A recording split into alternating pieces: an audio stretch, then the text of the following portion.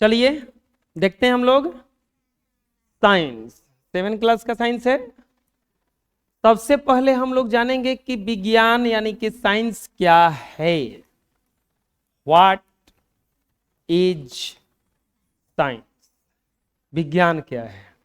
देखो विज्ञान कहां से आया, सब कुछ बदल गया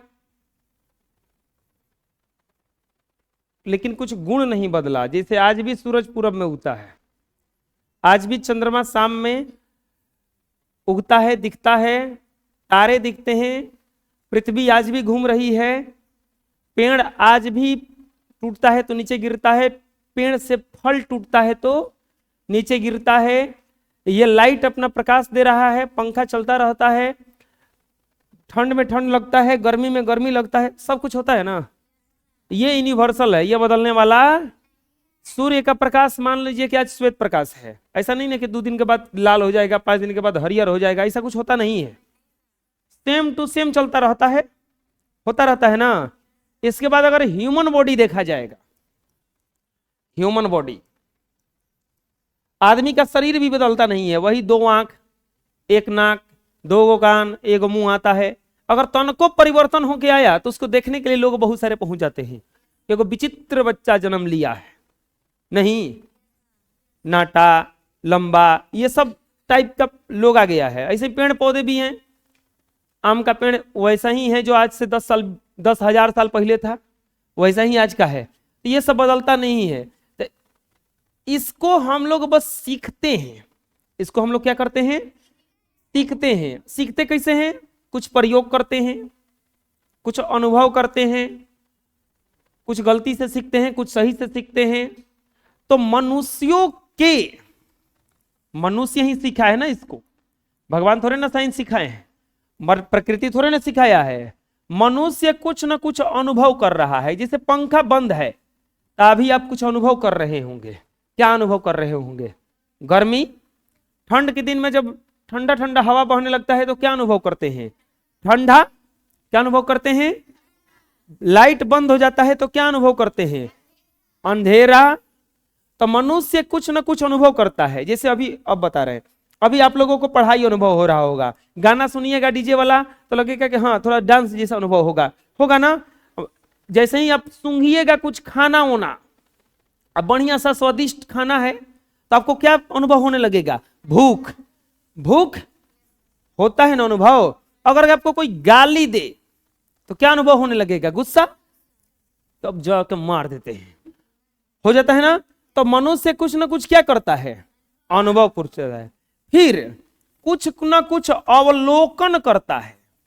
अवलोकन का मतलब, चलिए मुंह से नहीं कोई बोला, आप मान लीजिए रोड पे खड़े हैं, तनिए कोई कबो लात दिखा रहा है, कबो झोपड़ दिखा रहा है, डंडा दिखा रहा है, जीप बिरा रहा है, तो आप देखिए ना रहे उसको, आए देखिए ना रहे। आप देखे होंगे सूरज सुबह सुबह सुबह में एकदम लाल रहता है, और सांझी के भी क्या हो जाता है, लाल हो जाता है। कभी कभी आकाश में आप इंद्रधनुष देखे होंगे।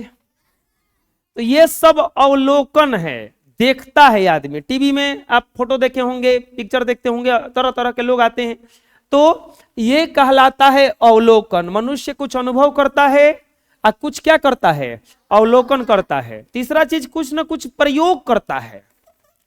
कुछ ना कुछ क्या करता है, प्रयोग। प्रयोग का मतलब क्या हुआ, जैसे अगर आपका झगड़ा हो गया किसी से, अब मार के वो कपार फुला दिया, क्या फुला दिया, कपार मतलब सिर, क्या मतलब सिर फुला दिया। घरे जाइएगा रोते रोते कहिए कि हमारे कपार फूल गइल बा, तो मम्मी सबसे पहला काम क्या करेंगी, दवाई लगाएगी, हल्दी पीसेंगी। क्या पीसेंगी, हल्दी पीसेंगी। कहीं से क्या लाएंगी, हल्दी का रंग बताओ कैसा होता है, पीला। और चूना का रंग कैसा होता है, जैसे ही दोनों को मिलाइएगा तो क्या हो जाएगा वो, बताओ तो।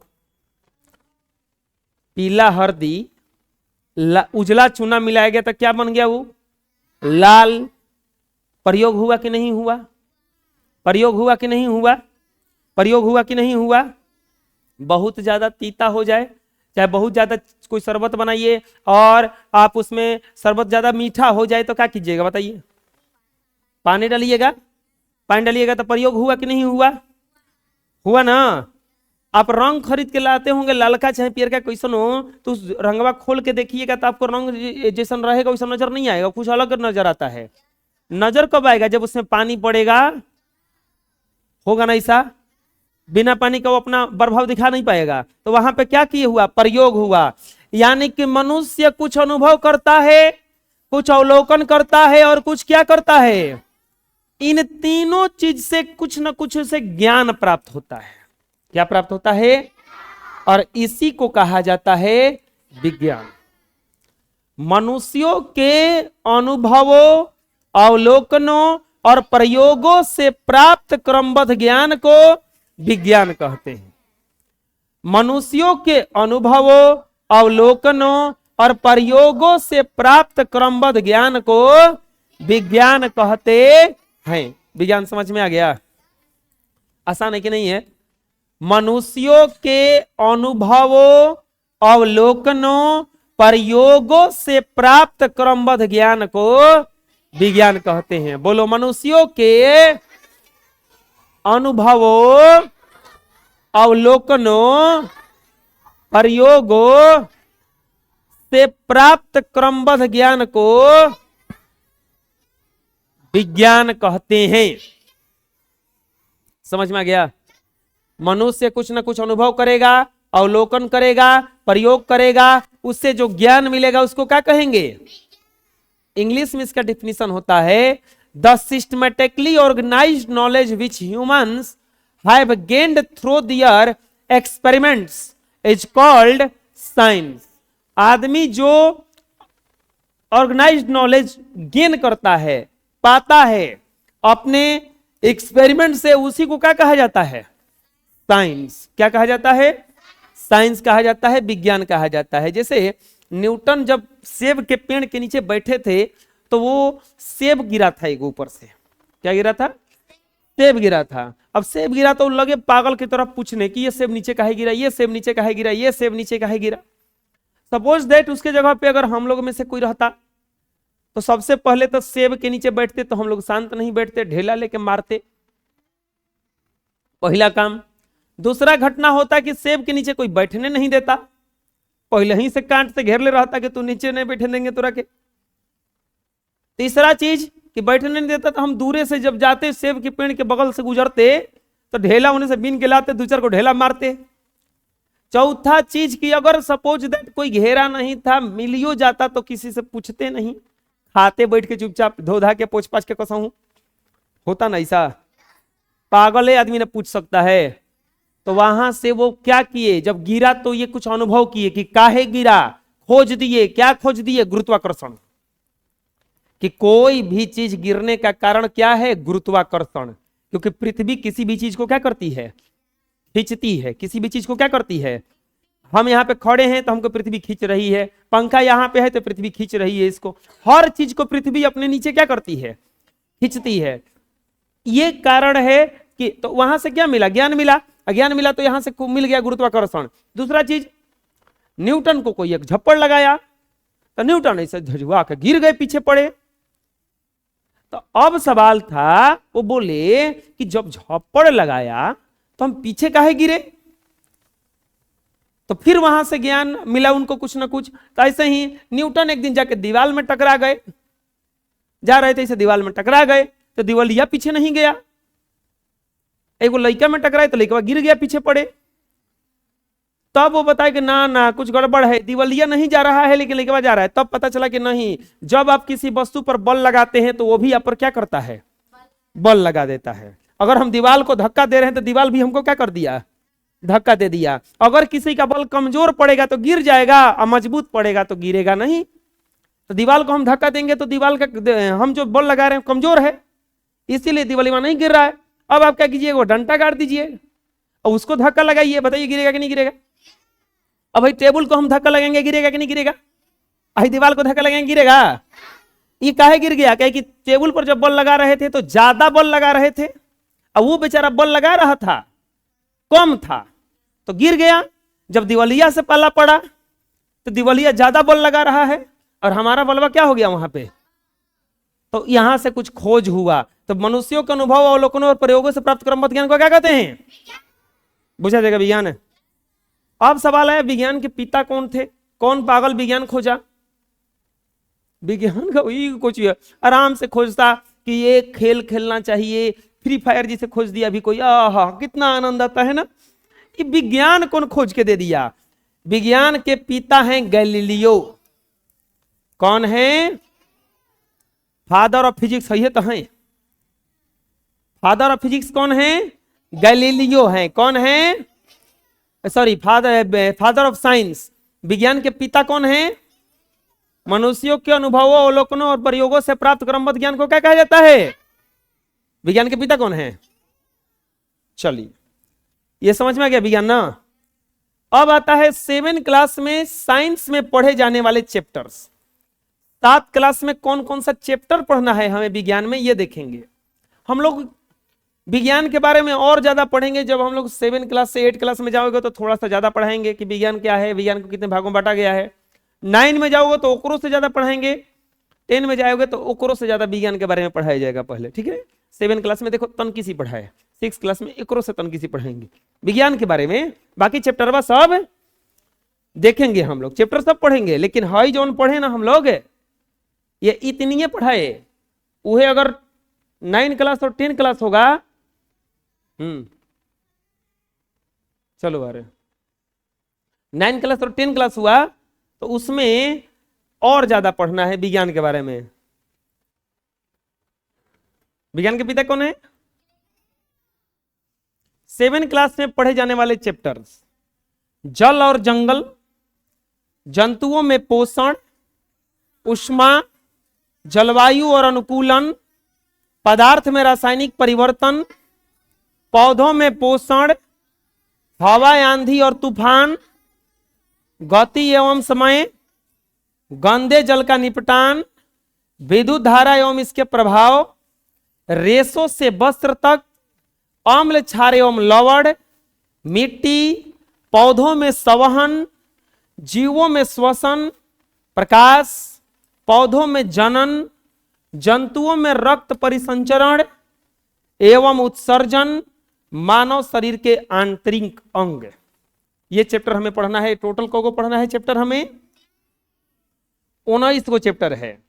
कौन कौन सा चैप्टर है? पहला बोलो, जल और जंगल, जंतुओं में पोषण, ऊष्मा, जलवायु और अनुकूलन, पदार्थ में रासायनिक परिवर्तन, पौधों में पोषण, हवा, आंधी और तूफान, गति, गंदे जल का निपटान, विद्युत धारा एवं इसके प्रभाव, रेशों से वस्त्र तक, अम्ल, क्षार एवं लवण, मिट्टी, पौधों में संवहन, जीवों में श्वसन, प्रकाश, पौधों में जनन, जंतुओं में रक्त परिसंचरण एवं उत्सर्जन, मानव शरीर के आंतरिक अंग। ये सारा चैप्टर पढ़ना है किस क्लास में? 7 क्लास के साइंस में। समझ में आ जाएगा। सबसे पहला एक्सरसाइज हम लोग देखेंगे जल और जंगल। चैप्टर का नाम क्या है? जल और सबसे पहले हम लोग जानेंगे जल क्या है। बताओ पानी क्या है? पानी पानी है? पानी क्या है? रोज पानी से नहाता होगा, पानी से कुल्ला करता होगा, पानी पीता होगा, पानी फेंकता होगा, पानी से कपड़ा खींचता होगा, पानी से घर धोता होगा, लेकिन पानी क्या है? पानी क्या है? पानी का कितना सारा यूज है, लेकिन पानी क्या है?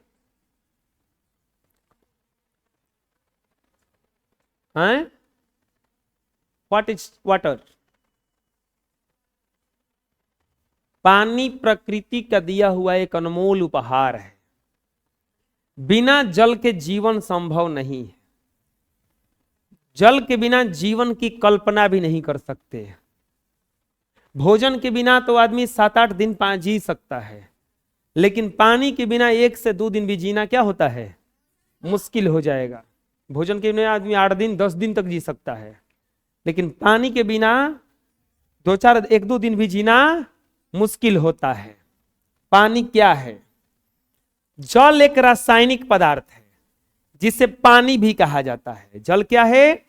एक रासायनिक पदार्थ है जिसे क्या कहा जाता है? आपको पता है जल का सूत्र क्या होता है? H2O। जल का सूत्र क्या होता है? जल एक रासायनिक पदार्थ है जिसे पानी भी कहा जाता है। यह बहुत ही प्रबल विलायक है।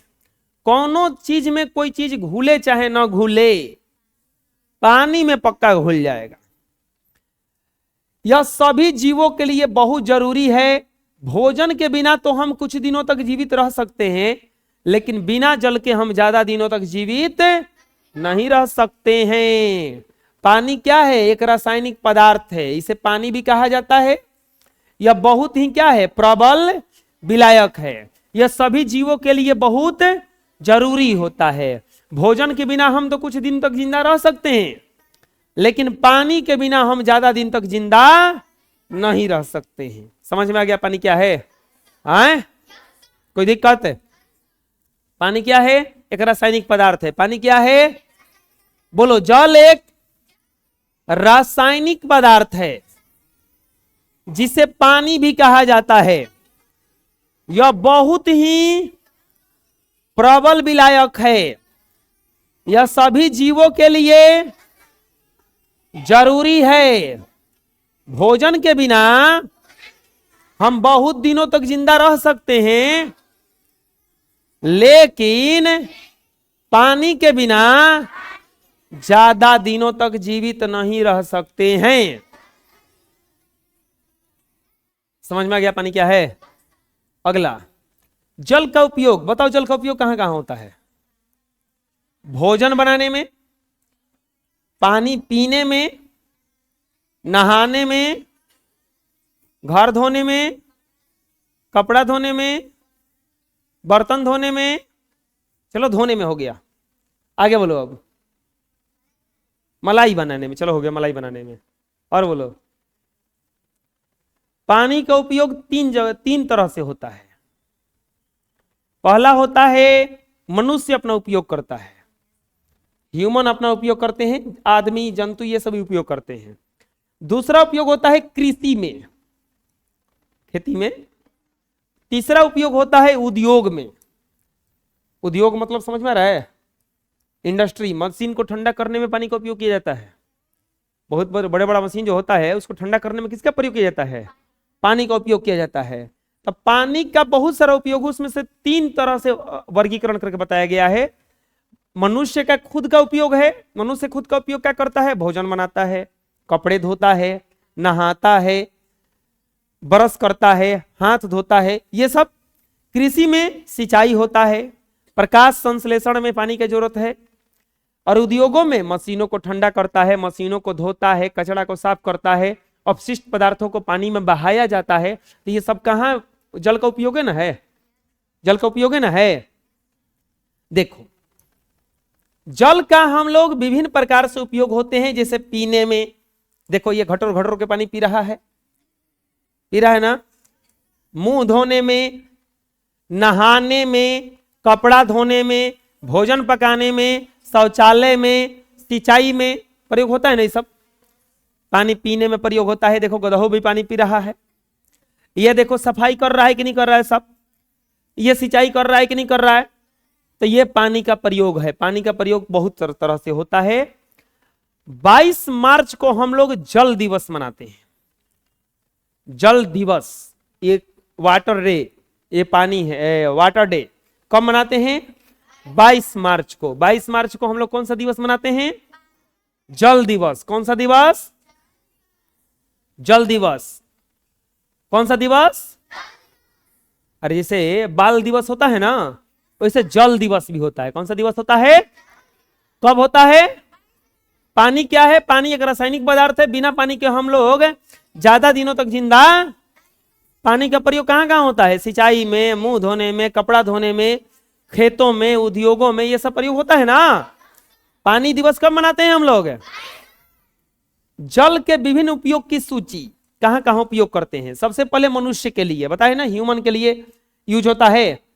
जैसे आहार नली में कबो कबो देखे होंगे भोजन में अटक जाता होगा, तो पनिया से पी के आदमी उसको सरकाता है, होता है ऐसा ना। तो आहार नली को में भोजन को आगे सरकाने में, जब खाया नहीं जाता है तो पानी पिया जाता है, पनिया पीने पर फिर भोजन में अंदर चला जाता है। भोजन को पचाने में, भोजन को पचाने में, शरीर में भोजन के पोषक तत्वों के वितरण में, अगर पानी नहीं पीछेगा तो पूरा भोजन तरह से चारों तरफ से बढ़िया से पचेगा नहीं। और शरीर के ताप क्रम को स्थिर रखने में, अगर पानी कम पीजिएगा तो शरीर का तापमान बहुत ज्यादा बढ़ जाएगा, पानी पीजिएगा तो शरीर का तापमान क्या रहेगा, ठीक रहेगा। जैसे देखो यूजेज ऑफ वाटर कहां कहां है, आदमी का ड्रिंकिंग, पी रहा है ना घोटर घोटर के पानी। एक्वेटिक लाइफ, जो जलीय जीव है उस पानी में रहते हैं। हाई देखो गधावा स्विमिंग कर रहा है, जाके कर रहा है ना। ये देखो फाउंटेन्स, एक बढ़िया सा दृश्य बनाने में प्रयोग किया जाता है पानी का। बाथिंग, ये देखो नहा रहा है। कंस्ट्रक्शन लाइन में जो भी घर द्वार बनता है बिना पानी का, प्लांट्स पौधों में। इंडस्ट्रीज तुरंत बताए ना, उद्योगों में। क्लीनिंग फ्लोर, घर का पोछा लगाने में। कुकिंग, खाना बनाने में। वॉशिंग यूटेंस्टाइल, घरे में किचन उचन साफ करने में। फार्मिंग, किसान करने में। समझ में आ गया ना। मनुष्य के प्रयोग क्या क्या है बोलो? आहार नली में भोजन को आगे सरकाने में, शरीर में भोजन के पोषक तत्वों के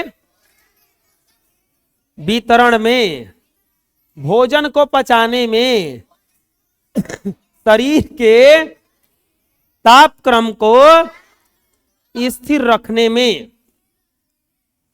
अब प्रयोग होता है पेड़ पौधों में। कहां प्रयोग होता है? पौधों के पोषक तत्वों के संवहन में। अब कभी पौधा रोपो और उसमें खाद डालो, क्या डालो?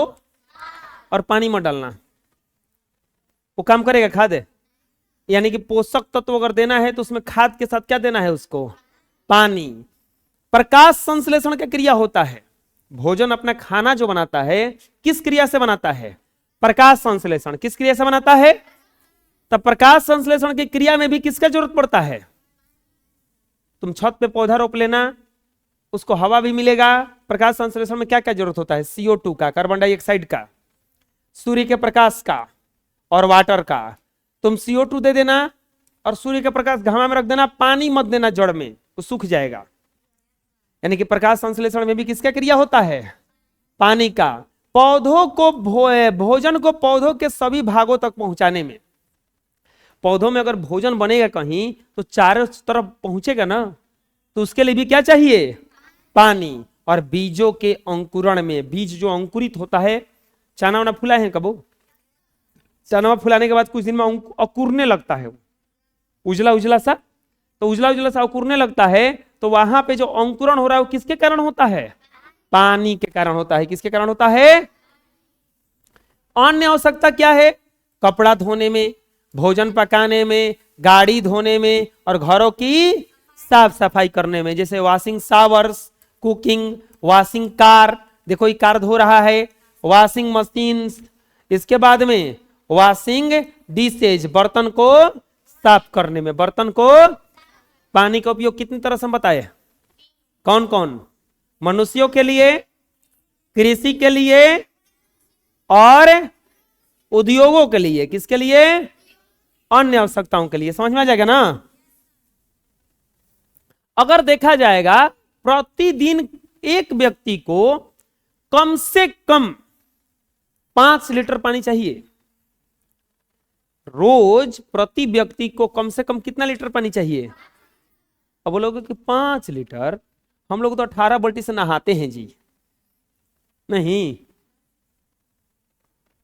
18 बाल्टी से तो नहाते हैं। आज तो नहा के एकदम 18 बाल्टी जब से ना गिरे तब से ना नहाए। एगो हमने साथ लड़का रह रहा था पंजाब में, जब रह रहे थे हम, तो 1 टंकी पानी से नहाता था। 500 लीटर चाहिए उसको हर रोज। वो पूरा टंकी फुल करके जाता था और सफा टंकी खाली करके आता था। वो 9 प्रकार का साबुन ले जाता था। अरे एकदम लड़कियों से खराब नहाता था वो बेकार। ये कौन चीज है? 9 प्रकार का साबुन, कैसे साबुनिया लगाता होगा वो, कैसे लगाता होगा? इतनी लगाता होगा, फिर हेजा से हेजा दोसर साबुन, हेजा से गजब हाल है। आधा वाल में दोसर साबुन, आधा। मूर्ख लड़का हमनी के बन जा, घड़ी साबुन से नहा ले बनी जा बढ़िया से। नहीं जी, घड़ी साबुन से कपड़ों खींच लेना है, नहाइयो लेना है, क्या करना है? उजर दे होगा तो घर में किचन में सरसों का तेल रखा हुआ है, लेकिन लपेट लेना है, नहीं हो जाएगा। रोज हम लोग को कितना चाहिए, कम से कम पानी चाहिए? और आपको जान के आश्चर्य होगा कि विश्व के सभी भागों में अभी तक जल की मात्रा उपलब्ध नहीं है। हम लोग के यहाँ बहुत पानी है ना, और कहीं कहीं ये पानी बेचारा वो लोग 8-8 दिन पे नहाता है, पानी ये नहीं है। नदी का पानी पी जाता है, हम लोग नदी में थूकते हैं जाके, बुझा रहे ना? तो हम लोग के पास पानी है, लेकिन उन लोग के पास पानी अभी ये 500 लीटर पानी नहीं है। हम लोग 5 लीटर पानी से तो मुंह धो लेते, कुल्ला करते हैं, नल खुला रहता है तो खुले रहता है, होता है नहीं सा? अगर घर में टंकी नहीं लगा हो तो मोटर से कितना चला के पानी पीता है, तो 2-4 बाल्टी तो गिर जाता है एक गिलास पानी पीने में, होता है नहीं सा? ऐसा नहीं करना चाहिए। अब आता है पृथ्वी पर जल का वितरण। पृथ्वी पर जल का, आपको पता है धरती पर सबसे ज्यादा पानी ही है, 3 हिस्सा पानी है, और एक हिस्सा में ये क्या है? जमीन है। एक हिस्सा में क्या है? बस एक के हिस्सा में जमीन। 4 हिस्सा में से, पृथ्वी के 4 हिस्सा में से ये भी वाटर है, ये भी वाटर है, ये भी वाटर है, केवल एक हिस्सा क्या है? जमीन है। यहां पर बस पूरा दुनिया निवास करता है। अब सुनो, इतना ज्यादा पानी में से, अब इतना पानी को 100% माना जाए, 100% पानी में से 97% पानी खाली समुद्र में है, जो खारा है, जो किसी लायक। 97%, मतलब वही हाल हुआ कि 100 लीटर में से 97 लीटर बेकार है। 2 लीटर, अब 3 लीटर बचा। 3 लीटर में से 2 लीटर पानी, 2% पानी बर्फ के रूप में पहाड़ पर जमा है। अब कितना बचा? 1% केवल मीठा पानी पीने के लिए है। जो हम लोग पानी पीते हैं कितना % खाली है? पूरे पृथ्वी पर 100% पानी में से 97% पानी कहां है? खारा है, जो समुद्र में है। खारा है जो समुद्र में है। 2% पानी का किस रूप में है? बर्फ के रूप में है। 1% पानी केवल पीने लायक। यह हाल है पूरे पृथ्वी का। देखो, ये पूरा धरती है, धरती का 97% पानी जो है वो खारा है, सॉल्ट वाटर है। देखो सॉल्ट वाटर है ना। ये जो डायग्राम दिखा रहा है ना, ये इस कलर से, ये आइस है, बर्फ के रूप में पानी है। ये किस रूप में है? और ये देखो केवल इतनी जो बचा है ना, इतनी, यही पानी खाली पीने के लिए है, जिससे हम लोग पीते भी हैं, शौच भी करते हैं, कपड़ा भी धोते हैं, बर्तन भी धोते हैं, इंडस्ट्री में यूज होता है, सब कुछ यूज यही 1% का हो रहा है। पानी खत्म होगा नहीं, कहां से आएगा वो?